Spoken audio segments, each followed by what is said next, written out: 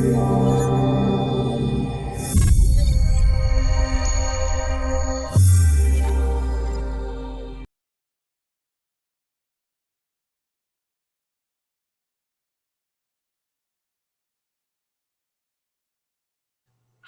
and welcome. In this video, our roles are reversed, and I am delighted to be the interviewer this time and be interviewing the wonderful Mandy Horton, who I know most of you already know, but for those who don't, it is my pleasure to welcome you here today, Mandy. Isn't this fun? It is. I'm quite nervous, but I'm excited in that as well. So thank you, Janine, for doing this. It's amazing.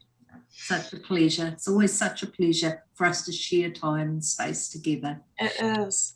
So I'm going to read out your bio. Now, this bio is written in your own words by yourself. So it's a very powerful statement, and I just love it. So I know myself to be a multidimensional light being, enabling me to see across worlds. I'm a master that has come here to teach. I sit on the council of many, and I bring back the directions agreed on in council to share here. I am a light and energy intuitive, cellular memory practitioner, spiritual and life development educator, author of Simple Harmony and the creator of the Harmony Method. I am a renowned healer who walks on the leading edge of healing in the 21st century, teaching how to heal the body with no medication or surgery.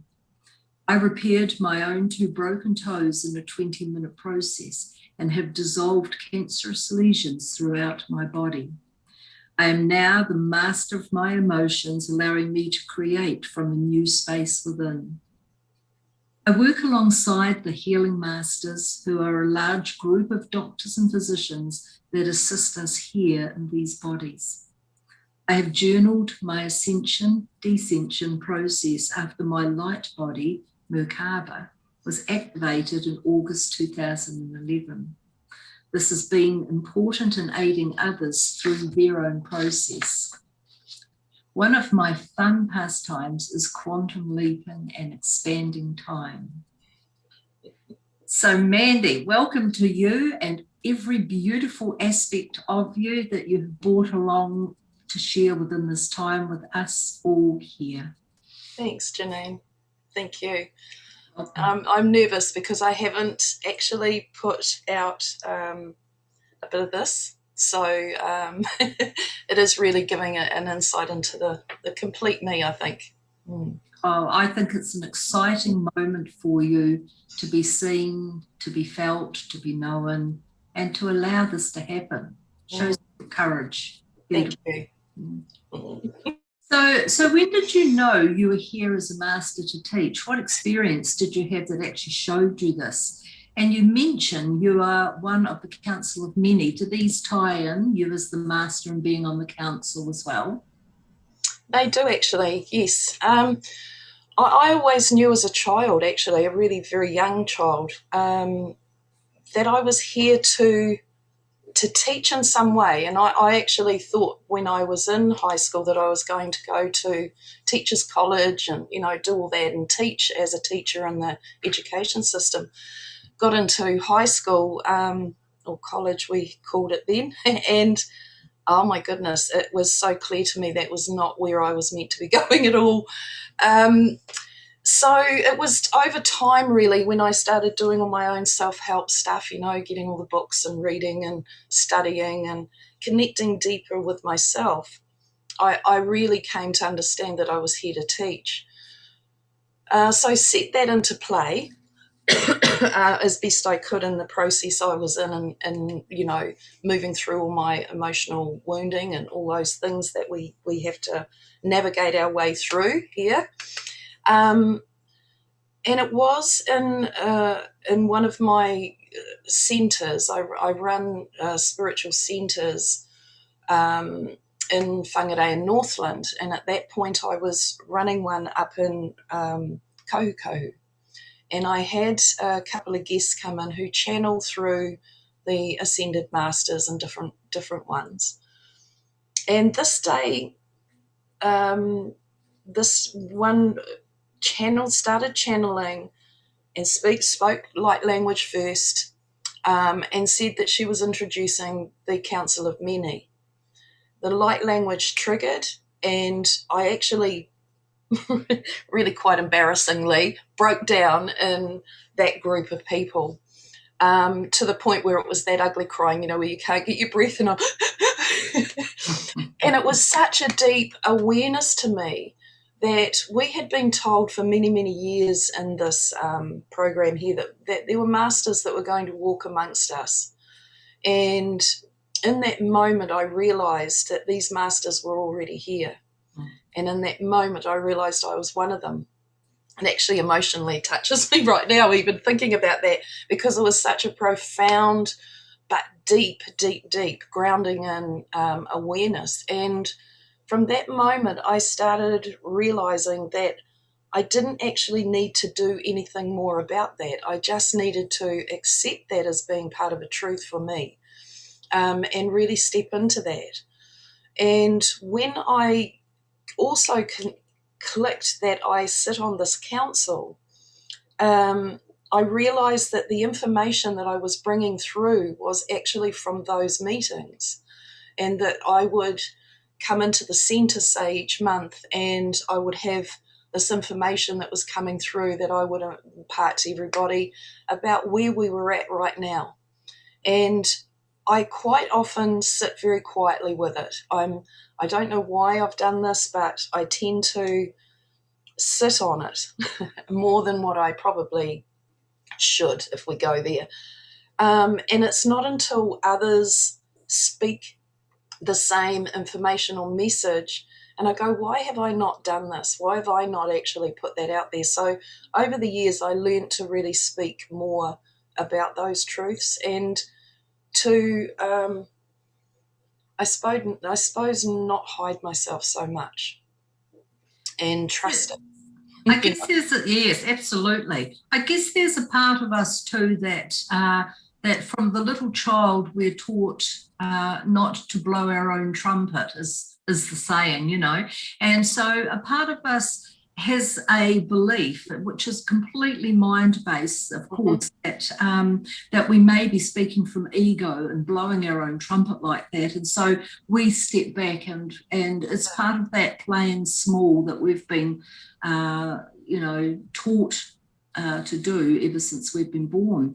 So you stepping forward like you are right now and standing up and saying, this is me, I don't feel any ego in you whatsoever as you say this in your readiness to do so now. This is coming from your pure truth within your heart.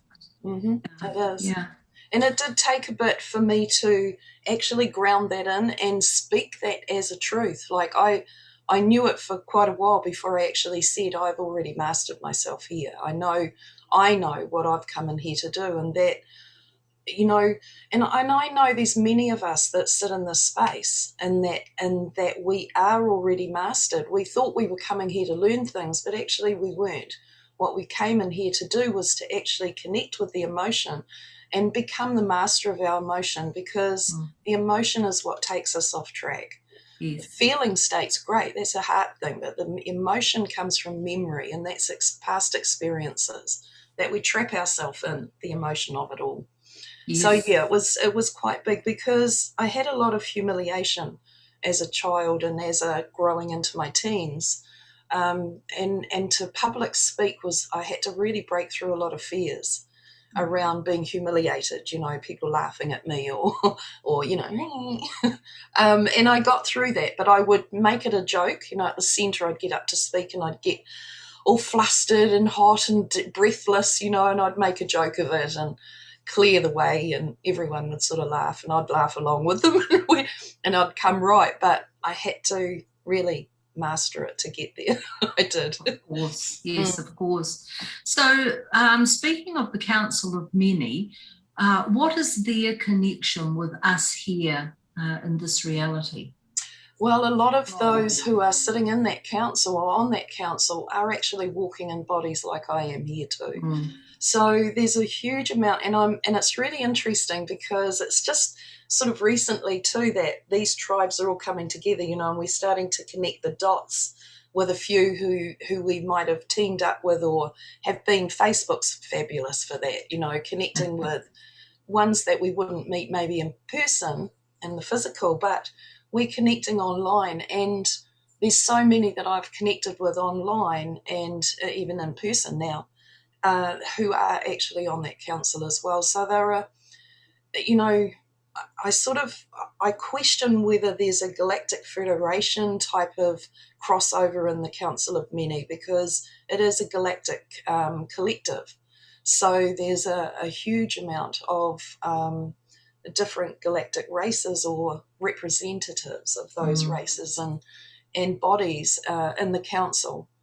And what I recall, because it was started for me when I was actually going in sleep state. I would leave body, go into the council, and I'd come back with all this information. I think, where the heck did I get this from? You know, because I wasn't actually aware that I was sitting in a council with others at the moment in time.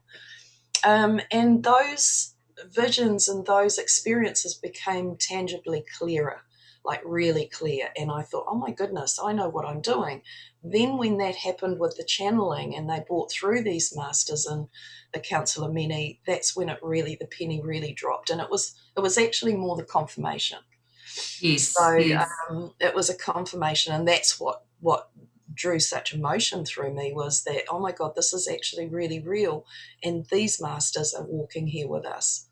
You know. And so did the masters from the Council of Many, such as yourself and others, have a particular role to play here within this reality? Is this why they're here? Absolutely, and the role really is around, so when we're in council, what we're doing is we're looking at the bigger picture of what's happening on the planet. And it's almost like the steering wheel. That's the sort of the way that I see it.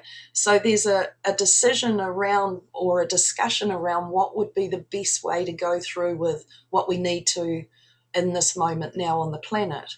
And that would be what I would bring through was okay, what we need to do now is we need to actually really take some action on your truth and standing in authentic self, or whatever it might be, so that and one of the main, like at the moment, the biggest and has been for probably about 2 years now, is the real strong, how would I put, sort of direction, or direct direction is to stay away from story, like move out of the story that's going on the planet at the moment. And that's been like 2 years, that message has been just, you know, pounding at me to pass that through, pass it on. And now it's, I think, more important to do that more than ever at this moment in time. You know, rather than, you know, if we really are creating our world, then why would we want to play in a playground that's actually decaying and full of death and destruction, when we have this reality of, you know, that we can create another reality totally. Absolutely. So yeah, it's all about direction. Yeah, that's great. Yes, that's great. Hence the steering wheel that you were showing at the start. You know, and I guess that being the masters, being from the Council of Many, and being here in physical form, would be the easiest way for you and those such as yourself to show by example how to step back from the global narrative and how to come into yourself. And so not just what you teach, but how you live your life and everything about you. So this coming out, so to speak, at the moment for yourself is part of you showing that example. It is, exactly. Yeah. And we came in to be the example, the experience, to share with others and you know, be the way showers, of course. Yes, of course. And speaking of the Galactic Federation too, I know that there is many councils within the Galactic Federation, like the Galactic Federation itself is millions and millions and millions of souls. And so, yes, I totally resonate with what you said about that, being a part of the Galactic Federation, a council within in the larger council. Yeah. Yeah, thank you. So tell us about the series of experiences that you went through in 2011 when your light body was activated. I'm sure that a lot of the people listening to this are going to find this very fascinating, because it would have happened to them too, but they might be unaware of what actually did happen and why. Yeah, I don't know. I feel like mine was like slowed down and lengthened in a sense for me to be able to journal it, so that I could work with that in aiding others. But I had, I don't know, there's like initiations that we go through, and when we come through clearing enough of the cellular programming within us, we then move into that clearer space within. We've got more light that we're holding in the cells and the DNA, etc., and it's switching us. So what happens is the light then hits DNA once we've cleared enough of the cells out and we've got a higher quotient, light quotient that we're holding. The light starts penetrating through cells into DNA, which then activates into codes and activates the light body. So the more that we clear out, the more light we have, the stronger our field, the bigger the field, and the more power and the sense of life force that we have. And we actually, there's a switch over, and I have to thank so many of the clients that came in and put themselves on my healing table, because it was in the energy field of those that were on the table that were showing me how the body is actually really changing.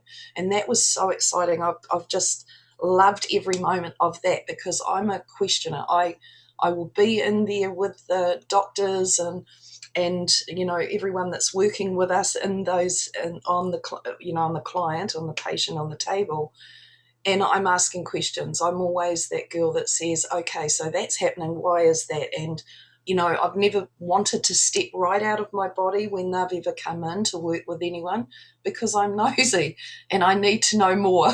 So I've always stayed in and questioned and looked as hard as I could to find out what's going on. So over the years, many years, I've had a lot of clients showing me the change in the physical and the etheric bodies. Excuse me. So in my own processing, I'd got to a point where obviously my light body was activated. So what happened was I was actually suspended out of my body for a month. For the whole month of August, I was suspended out of body. And I only had enough energy to take my daughter to school and pick her up after school. Other than that, I was either on my bed or on my couch, just laying myself down, because I really only just had enough energy in my body to function while I, you know, enough to live here, I suppose, still be here.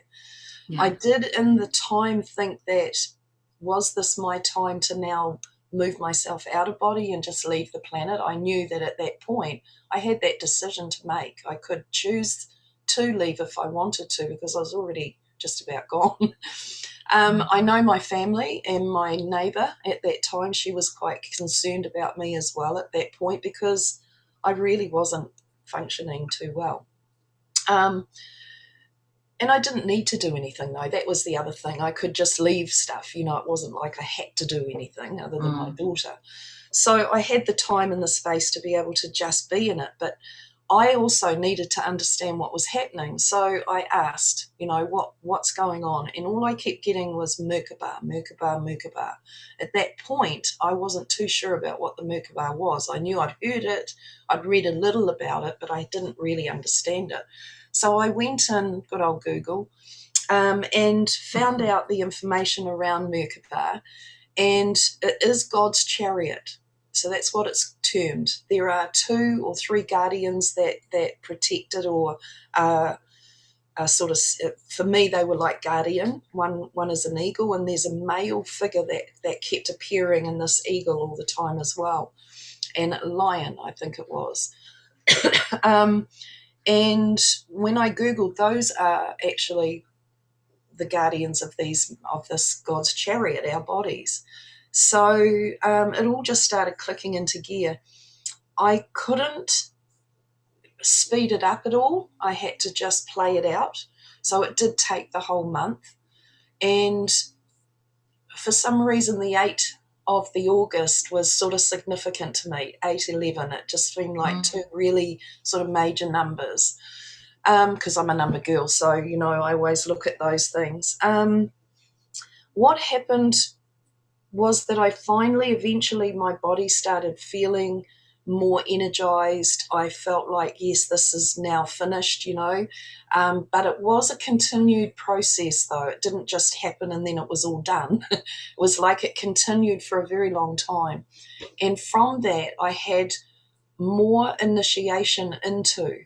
So it started clicking more and more through me, which I'll explain in a second what I mean by that. But one of the profound things that sort of happened straight away was that I was just gazing at a plant. It was a fern outside my window.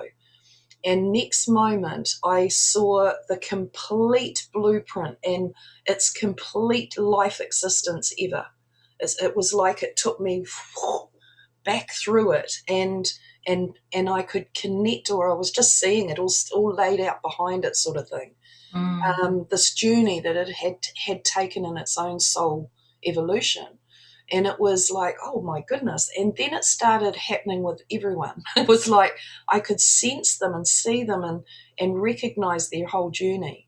So it gave me a deeper understanding of clients, definitely, when they came in. I could actually click into that and find exactly in their whole life or template experience, I think is blueprint really, of their existence as a soul. I was able to know exactly where we needed to go to rectify something that was there, or help them, their fragmented part or whatever it was. So it became a clearer picture, and it was very interesting.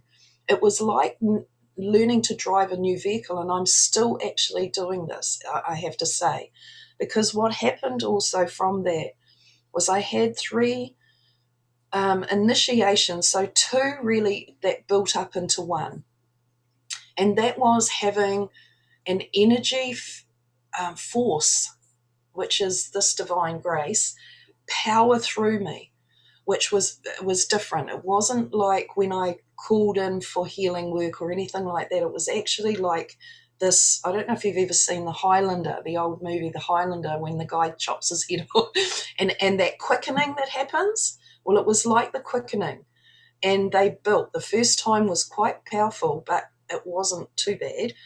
The next was more intense and increased. And this is over a matter of a few months, like months and months, or even a year, to be honest. And I had, on the second time, I was actually on a massage table with a friend, and she had the inkling to just go to my feet. As soon as she did that, it activated this whole thing. And what happens was I was going into crosses. So I'd be putting my arms out and standing like in a cross. And what this energy was doing was it was starting to really activate my heart and opening my whole heart, chest chakra, body. So by the second time on on the massage table, that was really quite intense, and I actually had a pang of fear. I was thinking, gosh, can my body actually cope with this? Like, is my heart actually going to cope with this? And then came back to the place of it's all good, just, come back into alignment with it and just experience it. The next time was in a healing, because I ran healing meetings up at my place, and there were about 15 odd people, or maybe 10-ish people up there. And this night I just knew I was teaching, and I knew to get on the table. So I got on the table, and my arms went out automatically into this cross. And next minute, this energy was just powering. But what happened was it had transferred from coming through me, it was now burst out of me. And it was a complete different thing. And so this energy burst out of me. those in the room felt it. The woman behind me who'd come in to actually do the healing, her knees were buckling from the energy force that was coming out of me. I actually, and she had a friend, one of the other ladies came up, put her hands behind her to hold her up because she saw her buckling. And as she came in, she said the energy was just beautiful. She didn't want to leave, she's holding on to this lady. I don't know, it was minutes, moments and moments. It was probably about 10 minutes or more. What happened for me was everything disappeared. I was in a galaxy. I was a spark in this galaxy and this conscious awareness and universe, whatever. So I was the center of my universe. So I went to nucleus, basically. That's what it was. In the moment that happened, I had two people that had put their names in, really, for absent healing. Both had cancer. And in that moment, I just fired this energy, or put them in my intention, really. I could hear and feel the energy of everyone in the room. In fact, in Whangarei, the city, I could feel the girl behind me had gone from head or heart into head.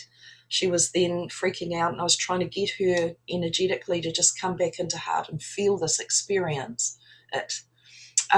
Anyway, that's what happened. And when eventually I came back in to my body and here, and one lady was standing, a dear friend, she was standing holding my hand and crying next to the table. And I looked at her and I laughed and I said, "What are you crying for?" She said, "I thought you were not coming back." So, it was a profound, and when somebody in the room said, "What the hell's happening?" a good friend said, "Mandy teaching." And this was an experience for them to experience how we can hold this power, that we are actually very, very powerful beings, and we are not this body. We've come into this to be here in this form, yes, but it is not who we are. And that there was the changing point for me, definitely, in recognizing who I really, truly was and what I'm about. It was amazing. But this is all of us, this is all of us. Yes.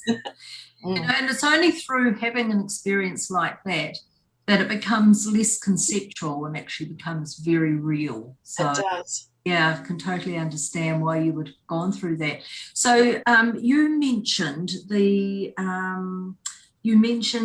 ascension descension process that you went through with your light body or Merkaba at that time. So just share with us what you mean by ascension descension process. Right. So we're already ascended masters, basically. We are in our higher being, our awareness, we're multidimensional. We are the universe in a spark. And that there is in our form, in our body as well, in every cell. Excuse me. So what we're doing is we are ascending, bringing this human body, is ascending. So we are creating this into a higher frequency. So it's ascending. And what our higher body is doing is it's descending. And we're meeting here somewhere. So we've and it's very interesting because at the moment I'm feeling it's so easy to become ungrounded, because what we're doing now that we've brought so much of our higher light body here and into form, it's that we are walking now heaven on earth. That's what we came here to do, and we've changed the program enough.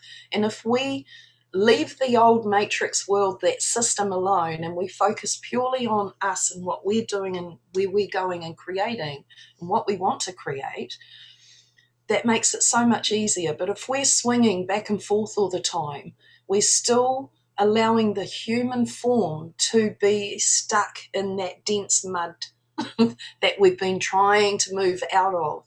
So it makes it more difficult for us to activate the light body when we're still swinging into that old.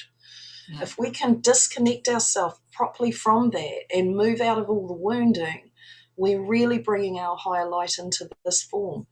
And I remember one night turning out my light, because I've always only worked with light and energy. It's like I know that's love, and I activate the love within me is always there, the kindness, generosity, all those things. So love to me was something that we just are. Light and energy for me is what we can work with here, because this is what we came here to work with, I believe. So we will always express love because that's who we are. We're heart people. So in working with light, that was really what I've anchored through me and worked with all the time. And it clears our system when we just infuse ourselves with light all the time, or whenever we think of it, or as often as we can. What we're doing is we're building a stronger immunity. We're building a strong force field around us. If we need to shut it off and close it down, we can. If we and one of the main things for me is that we become one with everything. It's not about a separation state any longer. So what I'm finding now is the oneness that I feel I'm in is, it's sort of, difficult's not the word, but I've noticed that it's changed in the way that I can identify energy, because I'm now one with everything. That's how I feel. And so there is no separation thing going on. I might slip into a bit of that sometimes, and maybe grief has taken me into that separation thing a wee bit. But other than that, I feel this oneness with everything. And for me, in that place, there's nothing that we are allergic to or have any sort of dissonance with, in a sense. It's like we're just one with it, and it moves through us and with us. It's not forcing against us, and it's not creating any type of negative response from us. Even walking through this world that we're in right now, I feel bulletproof to everything that's going on out there, because I know who I am. I know my light doesn't attract all that stuff. It's not in the same vibrational frequency, so why would I need to fear it? It's not my stuff. So when we come into that one space, it's a definite blending. It's quite hard to explain, but it's a blending. Yep. Yeah. I totally get it. Yeah. I've noticed over the last few months with you, just over the last few months, a huge expansion in who and what you are here in this reality. And so, of course, I also know that you would know this for yourself. What I'm finding really interesting right now is the fact that August 2011 is exactly 10 years ago, coming up very shortly. Right. So it's kind of like, yeah, you're having your 10-year anniversary and moving into a whole new level of yourself within that. So yes. I just needed to bring that up because it came to me as you were talking. I thought, this is an important time for you to recognise 10 years ago in the next few weeks. Yeah, that's right. It is. Absolutely. No, that's really awesome. I didn't think about that either. Yeah. Okay, so I know that you've written a book called Simple Harmony, and you also mentioned that you're the creator of the Harmony Method. So I would say that Simple Harmony is the book for the Harmony Method. Is that correct? It is, yes. And would you like to share with us all about what the Harmony Method is? I'd love to. It's quite profound, actually, and I've had some really amazing miracle type stuff happen to me over the years, and it is another book because I believe that they can help others. But so when I meditate, if we think about the bodies, so our body has layers in our older system. With the chakra suit on and things like that. So we have these layers, and so does the planet. So when I meditate, I tend to go outside the planet's body, because otherwise we could end up in the mental body of it, which is not fun. I've been there.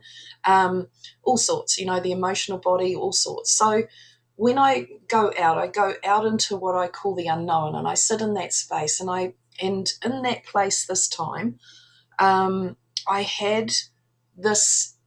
For me, it came straight from Creator, and it was a pattern that runs through families. And it shows where you birth into the family is where what parent that you come through. Say a firstborn daughter births through the father, firstborn son births through the mother. And so what you do, if you come through mum, you attract to you people like dad. If you come through dad, you attract people like mum. And so you end up, we all end up, and we've done this, playing out mum and dad in relationship. When we move out of their home, we take on a partner, and we just end up, if we look at it, playing out mum and dad and what they played out. And this is where, for me, I balked at life from a very young child. And I remember, I have Māori blood as well. And so I used to think that I couldn't fit into the white person, the white world. I was thinking, is it because I've got this Maori blood? And maybe that's why I can't sort of find that I fit in the system. And then got involved in all of that and sort out all that. And it was like, well, no, that world fits me, but it's not that still isn't, it's like these two parts. And they both fitted and together too. So it was like, no. And what I came to understand was it was about the system that we've been really brought up in out here. And I knew as a young child I was not here to do it the way my parents did it, the way my brother does it, the way anyone else might do it. I came in here to do it the way I do it.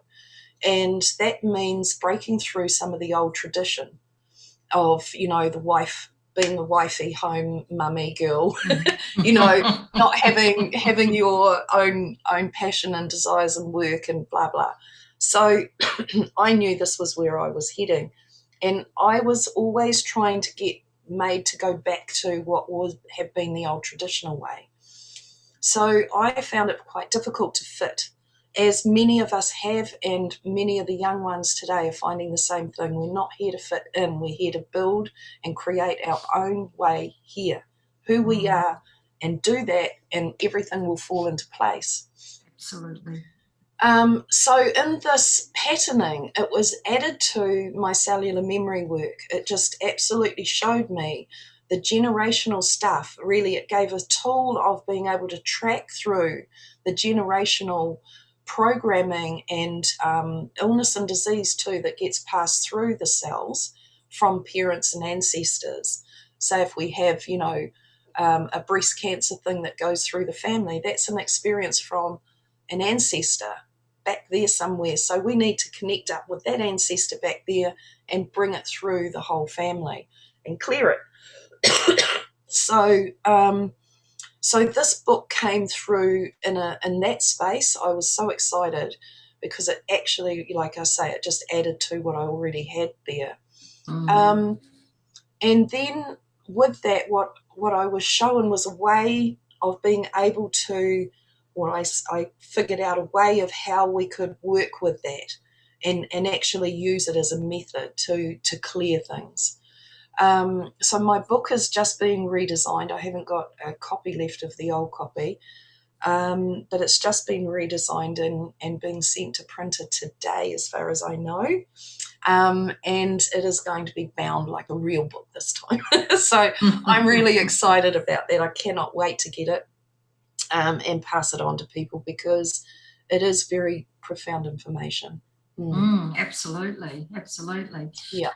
Yes, and like I've heard you speak before on the Harmony Method, and I see the level of interest that is shown when we're in a group setting with others in a class situation, and how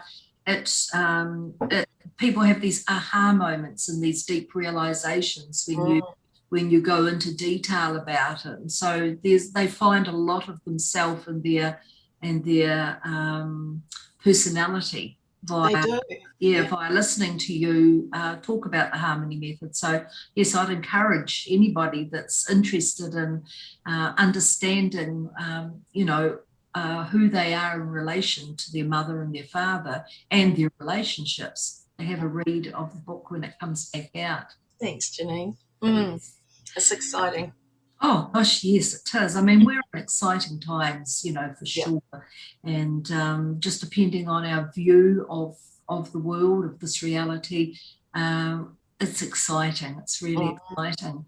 I know another really exciting piece of right now is the beautiful children that are coming through that are getting themselves here to move into the new world, to be the ones growing right up from small in the new world and being a huge part of the foundation building of that world.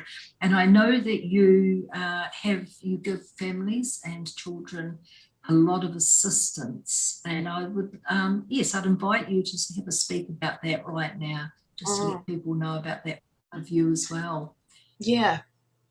The children have been interesting, and I think because I've got 17 years between my two oldest girls, so or my two girls, and so Jasmine, my oldest daughter, came in under my old program, so she got all my old karmic type, my emotional patterning. I don't believe they're karmic; I believe they're emotional, and so she sort of grew up in that. And then I had my next daughter 17 years later, and she brought me into the and helped me to move more into the energetic stuff. She would not take medication. She had viruses as a kid, and there would be no medication, but she would, if she had anything that she needed, antibiotic or anything for, she just refused, would not take them right from a very young child. So I taught her energetically, and I moved more into that space myself with her. So I thank her for that very much. Then I had my grandson who came in, and he is, again, that next generation, who's now 14. And he taught me and showed me what these new young children were. So him and I were working telepathically before he even came in, as I was with my daughter before that too. But he came in very strong with that telepathic awareness. And so him and I would be communicating like that quite often, and he would come up to my home with Mum, and he'd walk in. We would have already been acknowledging each other and, hi, darling, how are you, and all that, and not, verbally. But walk in, and of course he wouldn't say, hi, Grandma, because we've already done all that. And so my daughter said to him one day, you need to say hello to and goodbye to Grandma when you're here, rah, rah. And I said to him, can you go and sit in the car, darling?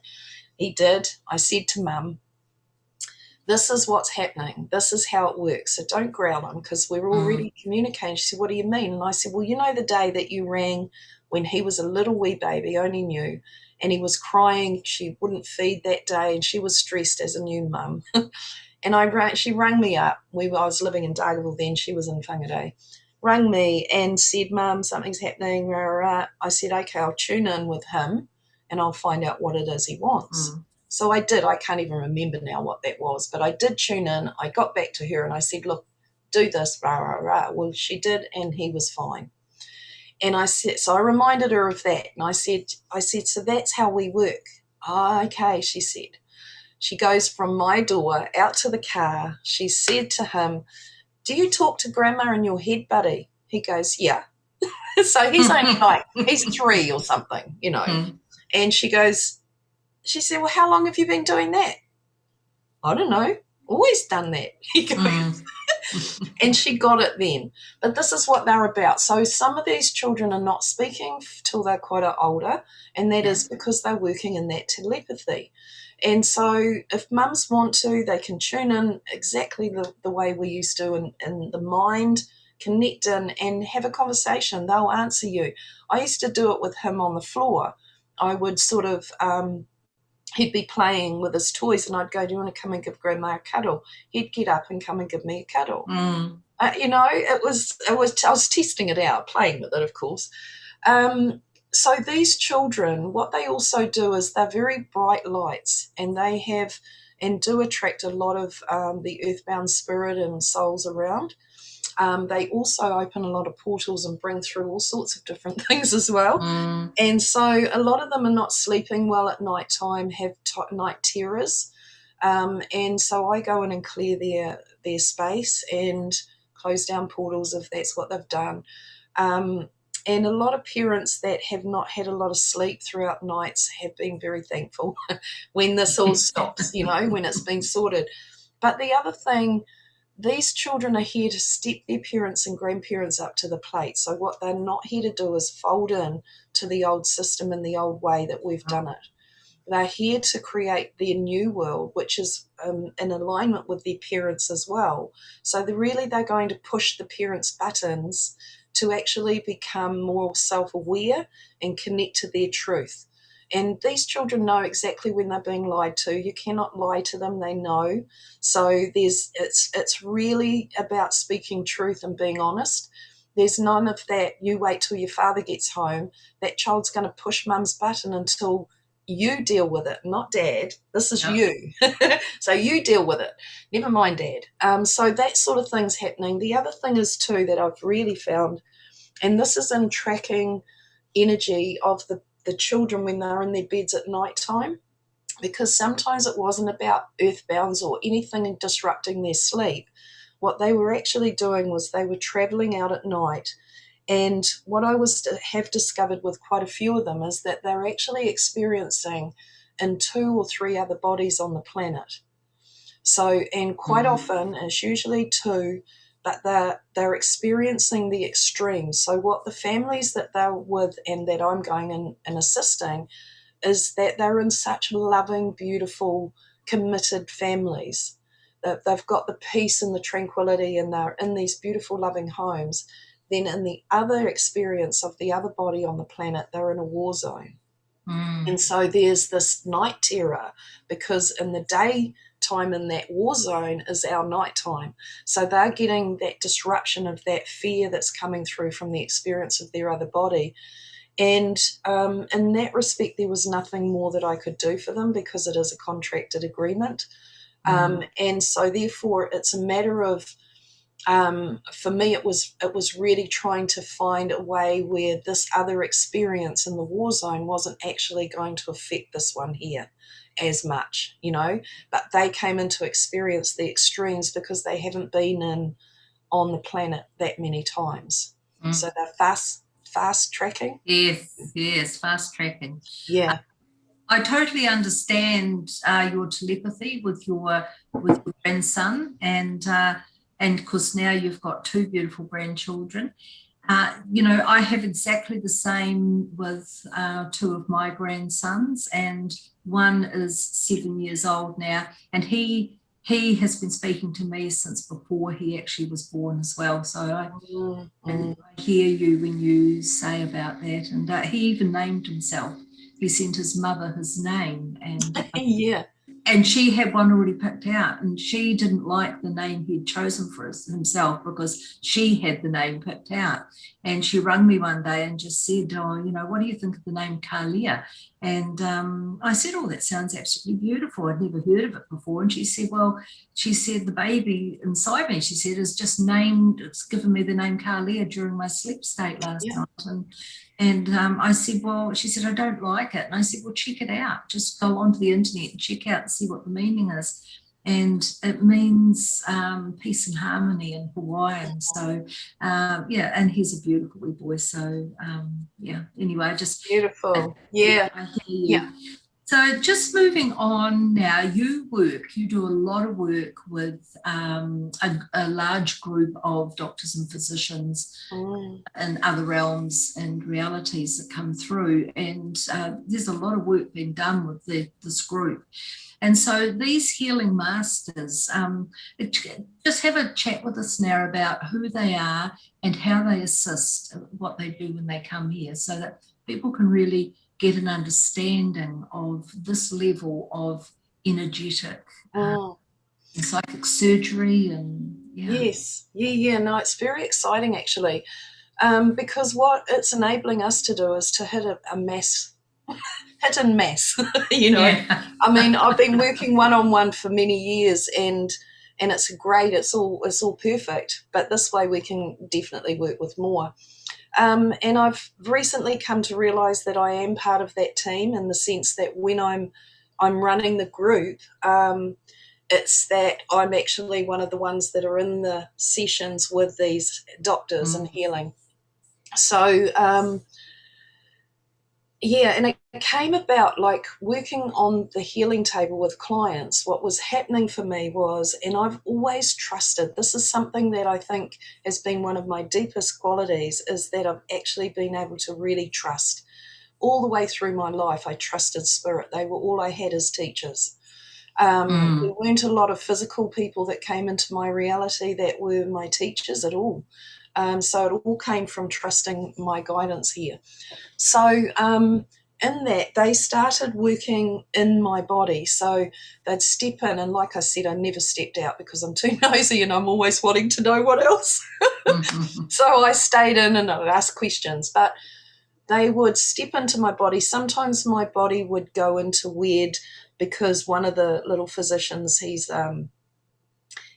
only a short elderly man, and he steps in and his arms aren't very long, so I can't stretch mine out, and I'm walking around like an old man around the table. And I used to be a bit conscious or self-conscious of that, in the sense that people might freak out if they actually had their eyes open or were seeing what's going on.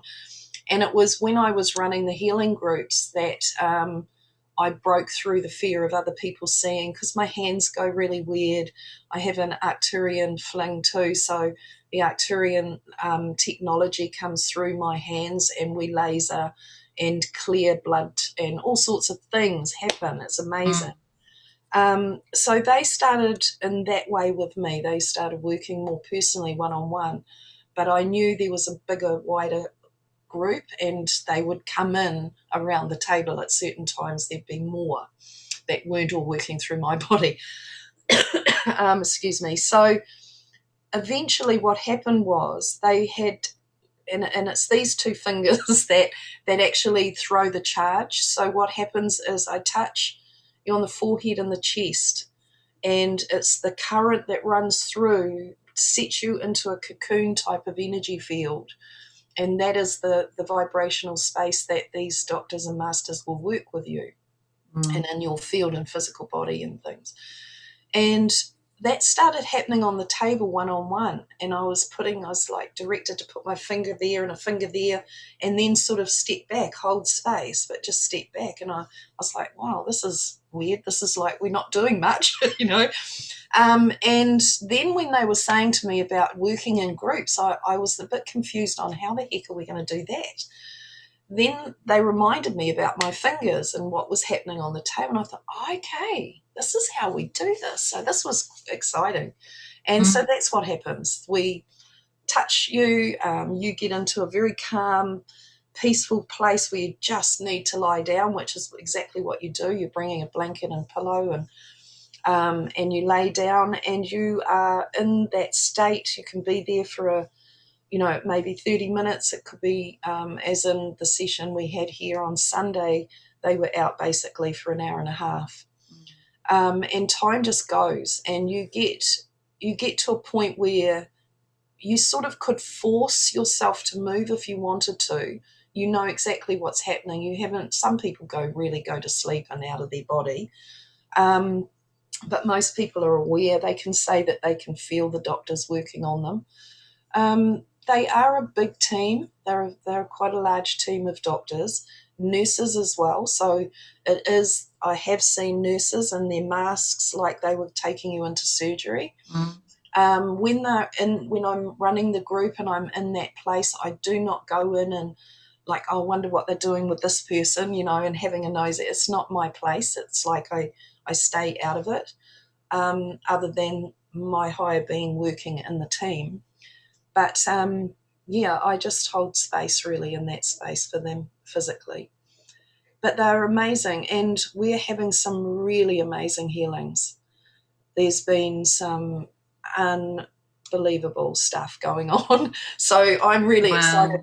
And what I'm doing, I will continue running these in the physical, but I am going to start an online healing masters as well, and I have run it through with a group in Norway and Sweden, and it worked perfectly fine. I just energetically connect in each one on the screen, do the same thing, energetically touching, and they're going into that space. So that's going to be able to be run more on a global way. And of course you would, because that is the way of the world now, is over the internet. And why just practice in your own backyard when you've got the entire world to get out and touch, energetically. Absolutely. Yeah, it's beautiful, absolutely beautiful. That could possibly be a book in the future, another book. Yes. About these. Yeah. I've got a couple of books lined up, and once this one gets republished again, my original, I'll get, have more time and space. My family's sort of moving on, so I'll have a lot more time on my hands to be able to put into those things. Yeah. Yes. So this brings me to the question that that I'm excited for you to share. And so when you say that one of your fun pastimes is quantum healing and expanding time, I'm certain that there'll be others as excited as myself to hear about that fun pastime of yours.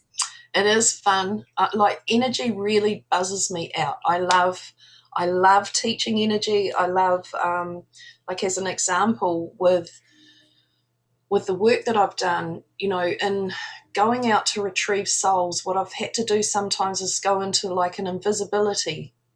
So I've taught myself how to use my field as an expanded, really big, huge thing, or bring it in and go invisible.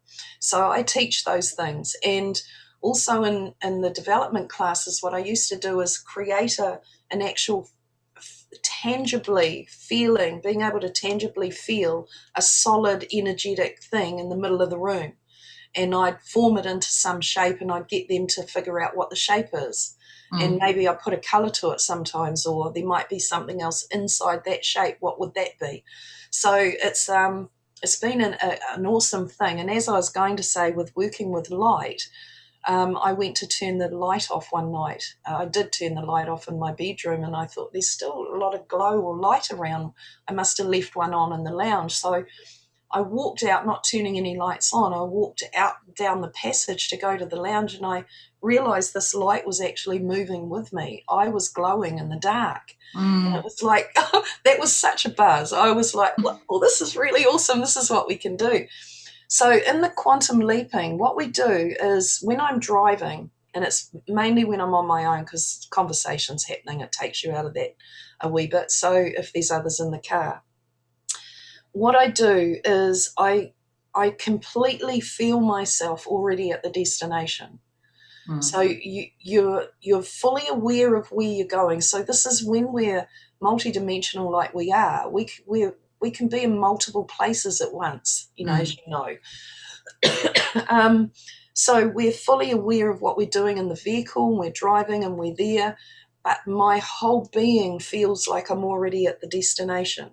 And this happened one night with I want to say proof, I suppose, and when I was a guest down at the Taupo Spiritual Church, and it was an evening thing, and I was staying with my dad at Matamata, so it was a 2-hour trip.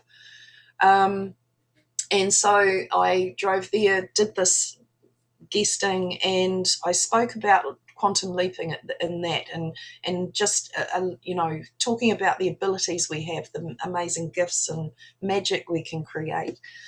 And we walked out of the hall. I turned my phone on at the car, and a lady was with me. We were chatting.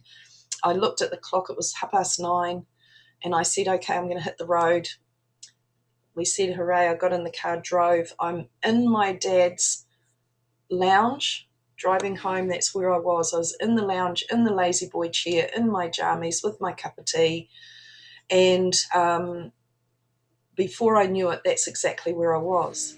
When I got my phone again, once I sat down with my cup of tea, I realised it was only just going on 10:30. And I messaged the lady that I'd walked out with. I said, it was actually 9:30 when we left that hall, when I drove the car out, wasn't it? And she said, are you home already? And she was like, it wasn't actually those words, are you home already? And I said, yes, I am. She said, oh my God, you were just telling us how to do that tonight. So you can take hours off your journey, but it is actually really feeling it. So this is the magic of manifesting today. It's about the feeling state. It's not about the picture so much, even though the picture will help you to get into the feeling state, but it's actually feeling it wholeheartedly. Every cell of your body is actually in that space that you're heading towards. So you're already there. And the manifesting key right now is that you've already got it. So any time or anything that you're trying to manifest, you've already got it. And feel how you feel with it already here. And hold that energy and vibration, and it'll instantly manifest within seconds, like moment. It's just amazing. I love it.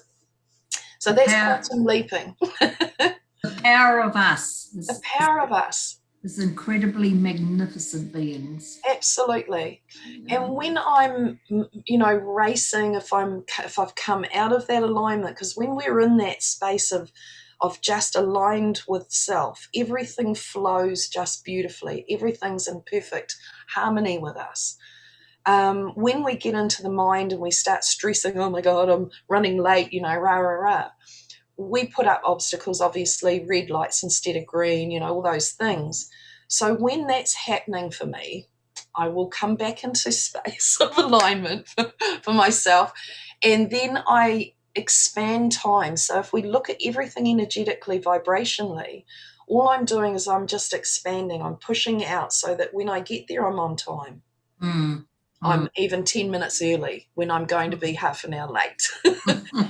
So it switches the whole thing, and it's so easy to do. It's just practicing it. Practicing. Really easy. Practicing and remembering who we are, and our innate knowing of who we are. So, it encompasses it all. So, so one of your areas of expertise in supporting roles is as a cellular memory practitioner. Do you want to share a little on that? I do know that time's getting on here, but I know it is a big part of who and what you are. So would you like to do a sharing on that? Yep, absolutely.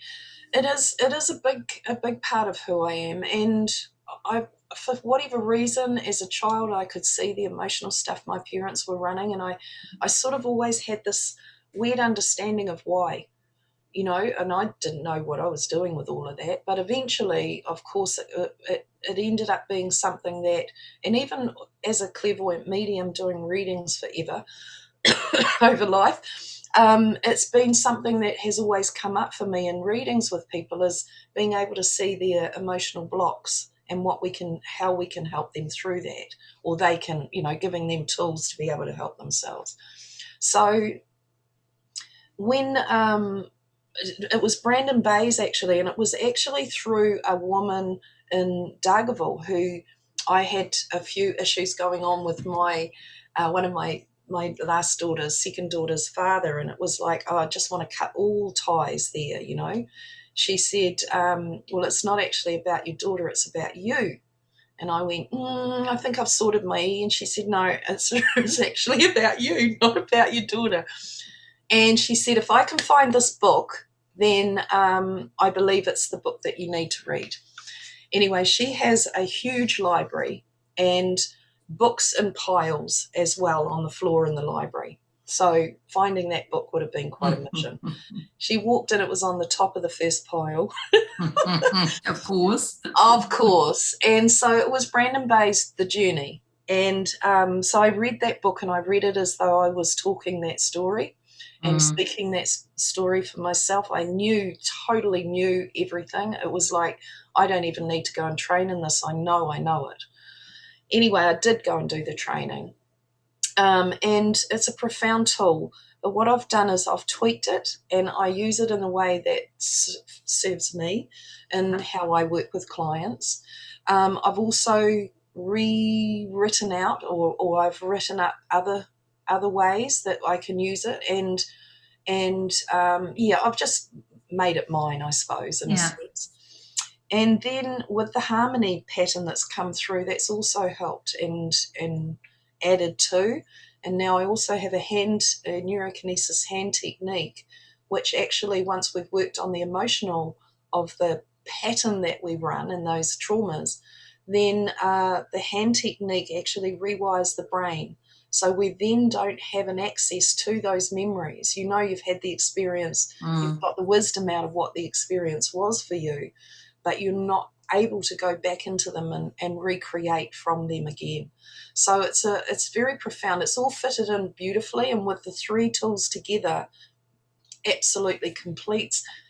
And what I'm finding with this now is that it's become very profound and really finishing off and moving out any serious illnesses that are going on as well. It's just been amazing. So I just love it. And what that means is it's about assisting you into the body. So we assist you into the body, and you retrieve the memory, work on the emotion, and break down the network, or the spaghetti network of all the experiences of those same sort of experiencing emotionally. Yeah, it's very cool. And with that, what you're doing is you're renewing cells. So you're having new cells grow. So you're actually renewing your body. And what you're doing with that, I totally believe, is that we're growing younger, because stress is what ages us. Stress is what, kills us, basically. And those traumatic older memories and wounding is what creates the decay in our body. So when we don't have those triggering us and working their way into our cells and flesh, creating illness or disease and decay, then we can live forever, I believe. I'm willing to carry on till I'm 150. I love this planet. I love this planet. So, I'm not going to go anywhere for a while. If I can, I'll just see. I'm trialing it. We've got this beautiful new emerging world that's coming to us right now. So why would we want to leave? Absolutely. Oh, I love the people. I love the people. I love this planet. I mean, how gorgeous is this place? And I feel so privileged to be here and to be aware this lifetime, so aware of what we're up to and how we're doing this and who we really are. I think after all the memory, the lifetimes we've lived with no memory of it and no understanding, and just been living a human experience, has been absolutely traumatic. And now we've come to this place where we can actually really bring the magic. And I'm so excited about that. I've always been excited about that. That's been my life here, has been excited. To live on such a beautiful planet, the Garden of Eden it was created as, with our full awareness and conscious awareness of who and what we are. That's right. Just imagine. Well, I believe we're the ancestral temples and sacred keepers of the garden. Yep. This is an ancestral temple, and it is sacred. It holds that garden, And I never used to really look after my body a lot. I didn't see it as being the vehicle, I suppose, that was necessary for me to experience here. But I do really treasure it in that way now, of course, as we grow up. What a fantastic time this has been sharing with you over an hour now, and finding out all the different pieces and parts and facets and aspects of you, and all the gifts that you hold and come with. It's just absolutely beautiful. So just in finishing up this time now, Mandy, is there anything that you would like to say to those that will be watching this in finishing? I think the one thing, or a couple of things maybe, it'll probably lead on to, is to be the light in your world. You are a light, and to really ignite that, light it up, light yourself up. And I think too, one of the things that I've really noticed over the last couple of months is it's very easy to become ungrounded and unearthed. And that is because our light body is higher in vibration. And when we move in the density, of course, we move up, we sort of shift a bit. And I feel like we need to really be careful about and be conscious of your feet on the earth. Also keeping up the water intake. It's again really easy to become dehydrated at the moment, and that I believe is because of the light cell stuff that's happening, the DNA switching, all these things that are working in the physical that are creating, we just need that light, the liquid light to help our body through it. But one of the biggest things here is that find your magic. Like, the magic for me is what really keeps me activated in this. It's like, because I see the magic happening all the time, and it's so much fun. Quantum leaping, that is such a fun thing to do. And who wants to travel 3 or 2 hours when you can do it in 1 safely as well? Not speeding, not going silly on the road, but absolutely safely. And eventually we will get to a point we don't need those vehicles. We will be teleporting ourselves. And that's my other trialing. I'm trialing that out. All the time I can move myself energetically. People have seen me standing in their lounges in England while I've been working on their daughters, and yet I would love to do that physically, just absolutely all of a sudden I'm in their lounge physically working on them, Yeah. It'd be so much fun. So yeah, be your own creator. You already are, but just be really consciously aware of what you're wanting in your life and to go for it. Think, dream big, step into your power, and really bring that power into a beautiful place for yourself is really what I want to say to everybody, because it's so much fun. Absolutely. As this has been as well. Thank you, Mandy. Oh, thank you. Oh, beautiful lady. Thank you so much for doing this. It was lovely. Lots of love. And to you.